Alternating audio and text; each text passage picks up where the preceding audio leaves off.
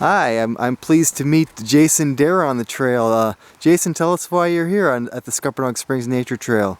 We're doing an invasive plant inventory, basically trying to get some of the newer invasives that are entering the state forest, also documenting the ones that have been here for quite a long time, 20, 30 plus years, but also some of the newer invasives like pokeweed, hedge parsley, and also some of the ones that have been around but haven't been invading this area quite as fast, like Oriental bittersweet, that's starting to move in in the past 10 years. So.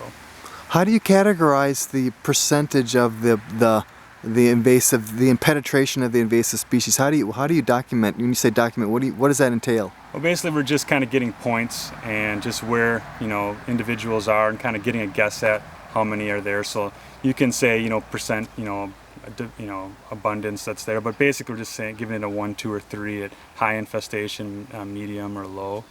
Okay. And then you can also do it by how would it help somebody get rid of this, by saying, okay, at this point there's a patch the size of a car, things like that just help get a visual. Yeah. Okay, when I go out there I know what I'm getting into. Now Jason, do you mind if I ask, you've got your own business now, did the DNR subcontract out with you? Do you mind describing how that all worked? They just contract me to do the work. What's the name of your company again? Dare Ecosystem Management. Right on. Yeah. And the DNR contracted you, and what's the scope of your work, the whole state?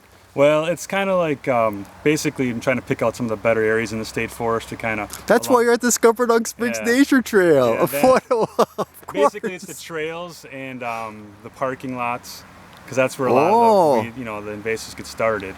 And the horse trails, those kind of things. So I'm kind of trying, because I know the forest pretty good, I'm trying to focus on where the good natural... But is your scope the whole state? Yeah, the whole state forest. Just southern kettle moraine. Got it.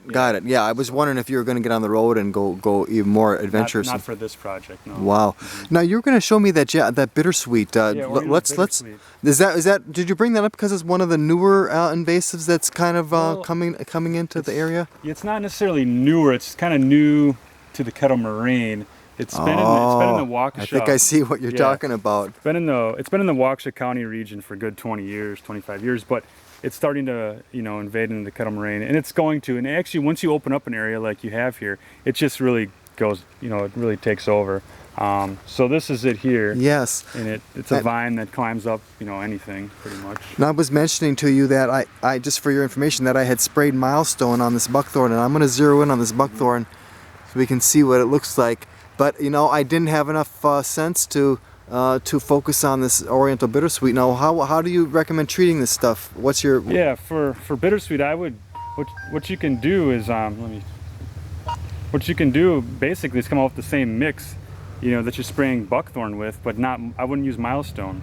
What I'd come out here with is either Garland 4 and Escort mix, basically mix them together.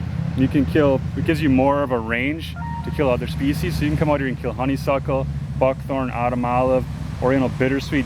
With that one chemical, with those two chemicals together, you can take care of a bunch of woody invasives. That's really interesting, Jason. Yeah. Would you mind sending me that recipe, and I'll post it with the blog. Yeah. So you're visiting high quality sites to document the emergence of penetration of new invasive species. Yes. Some newer ones that aren't that either they just got established or we don't even know that they're here, but it's like Is there a database then that you can report on this across the state? Is that what? I'm not sure what they're going to do with it. Oh, the data, right? But I know that they'll hopefully use it to kind of guide invasive species control in the state forest. Like, okay, here's this patch here.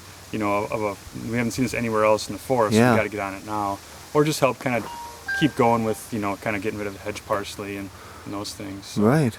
So far, there's some new invasives. Not anything that's. So far, I've only been doing this for 3 days, so it's going to take another 10 or 15. But there's a couple newer ones like wild chervil that I found. Indian pokeweed, which isn't that hard to get rid of. So so far, the state forest is in pretty good shape. Sorry to interrupt, but the pokeweed has been very emerged all through the areas out here, and I've been spraying it. Yeah. There's so many. Make sure it's the non-native one too. And the best way to do that is there's a native one that looks just like it. Oh no. Except that on the non-native, the berries, or what you'll kind of consider a berry, is like there's more ridges on it, and the native's smooth. That's Wow. the best way to Okay, tell. so you have to wait till it fruits before you can really Well, positively identify. I'm sure there's other ways. That's how I know it at this point. Oh you my know. God, that's see that what it's beyond my scope for some reason. I won't cut myself down, but hey, I think we might have got everything we need to get here. Okay. Thanks for stopping and talking to us, right. Jason, Thank and you. it's good to see you again, man.